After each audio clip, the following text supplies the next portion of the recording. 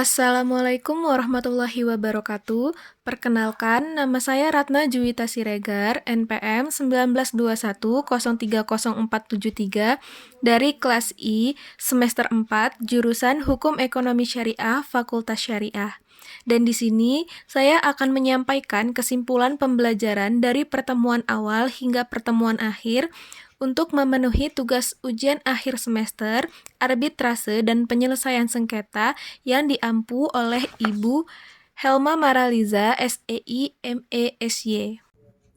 Kesimpulan dari kelompok 1 dengan tema arbitrase, yaitu arbitrase adalah cara penyelesaian suatu sengketa perdata di luar peradilan umum yang didasarkan pada perjanjian arbitrase yang dibuat secara tertulis oleh para pihak yang bersengketa, yaitu dalam pasal Undang-Undang Nomor 30 Tahun 1999.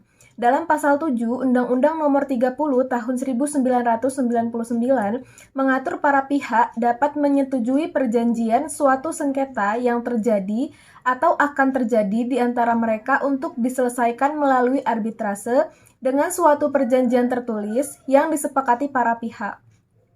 Adanya perjanjian tertulis meniadakan hak para pihak untuk mengajukan penyelesaian sengketa atau beda pendapat yang termuat dalam perjanjiannya ke pengadilan negara. Untuk kesimpulan dari kelompok 2 dengan tema Badan Arbitrase Syariah Nasional, yaitu pasca Undang-Undang Nomor 3 Tahun 2006 tentang perubahan Undang-Undang Nomor 7 Tahun 1989 tentang peradilan agama diundangkan dan dikaitkan dengan Undang-Undang Nomor 21 Tahun 2008 tentang perbankan syariah hijau, Undang-Undang Nomor 48 Tahun 2009 tentang kekuasaan kehakiman sengketa ekonomi syariah merupakan kewenangan pengadilan agama sebagai penyelesaian sengketa melalui litigasi. Namun para pihak yang melakukan perjanjian akad dalam klausa perjanjian dapat menyelesaikan sengketa yang timbul melalui Badan Arbitrase Syariah Nasional, dan kedudukan arbitrase ini merupakan penyelesaian sengketa ekonomi syariah melalui jalur non-litigasi. Sementara eksistensinya telah diakui secara yuridis dalam konstitusi. Meskipun demikian, Undang-Undang Nomor 21 Tahun 2008 tentang perbankan syariah memberikan peluang selain Basyarnas, yaitu arbitrase yang lain.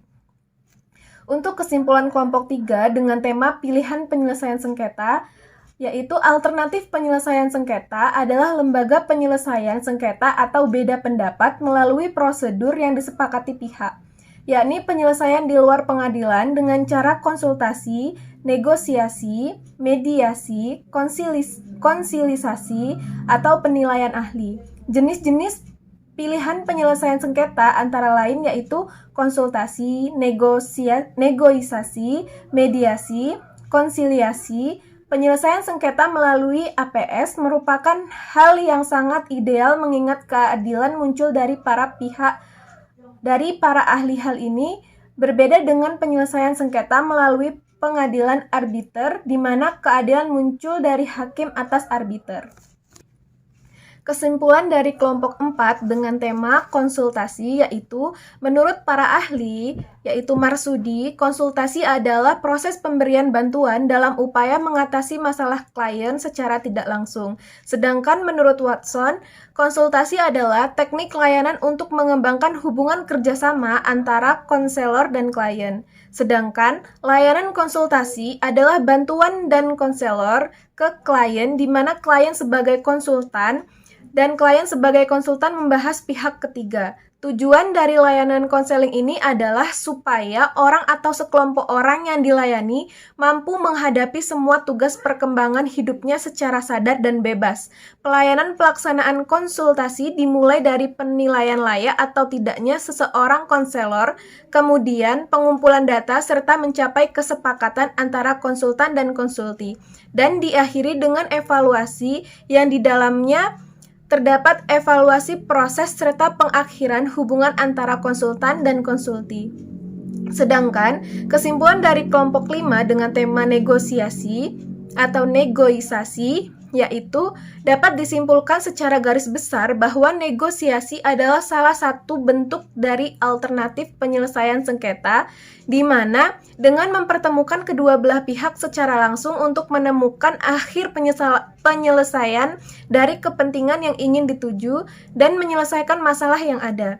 Ciri khusus atau karakteristik dari negosiasi itu sendiri seperti yang pertama, terdapat dua atau lebih pihak baik individu, kelompok, atau organisasi di mana mereka saling berkomunikasi sendiri di antara mereka. Yang kedua, terdapat konflik kepentingan di antara para pihak tersebut. Yang satu menginginkan apa yang sesungguhnya diinginkan oleh para pihak lainnya dan mereka berusaha sendiri mencari cara untuk mengatasi konflik tersebut. Yang ketiga, masing-masing pihak berpikir bahwa ia dapat menggunakan upaya atau pengaruhnya untuk mendapatkan hasil yang lebih baik daripada hanya menerima apa yang pihak lain berikan secara sukarela. Dan yang keempat, para pihak merasa lebih baik mencari kesepakatan daripada harus bertengkar secara terbuka, atau mengalahkan pihak lainnya, atau memutuskan hubungan tanpa ada kontrak lain, atau membawa persoalan tersebut kepada pihak yang lebih kuat untuk memutuskan. Dan yang terakhir adalah para pihak saling mengharapkan adanya perubahan atau modifikasi atas tuntutan masing-masing. Kesimpulan dari kelompok 6 dengan tema mediasi, yaitu penyelesaian sengketa secara mediasi di luar pengadilan di Indonesia ini telah dikenal sejak dulu kala. Karena sistem adat istiadat di Indonesia dalam menyelesaikan suatu perkara selalu menjunjung tinggi musyawarah dan mufakat melalui lembaga forum adat masing-masing di daerah Indonesia. Secara yuridis, keberadaan penyelesaian sengketa melalui mediasi diatur dalam Undang-Undang Nomor 30 Tahun 1999 tentang arbitrase dan alternatif penyelesaian sengketa. Perkembangan lebih lanjut penyelesaian sengketa secara mediasi dikenal di pengadilan, yaitu Court Connected Mediation, yang diatur melalui Peraturan Mahkamah Agung Republik Indonesia Nomor 1 Tahun 2016 tentang prosedur mediasi di pengadilan.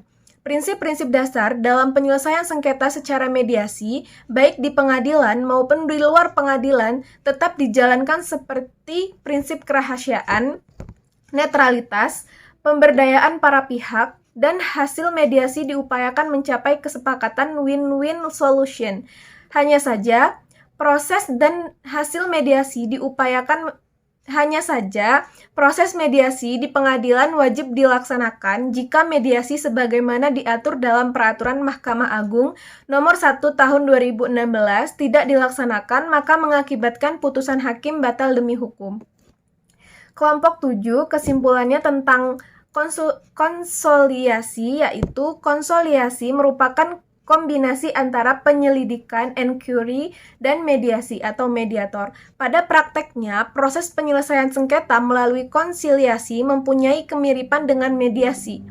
Perbedaannya yaitu proses penyelesaian sengketa melalui konsiliasi memiliki hukum acara yang lebih formal jika dibandingkan dengan mediasi.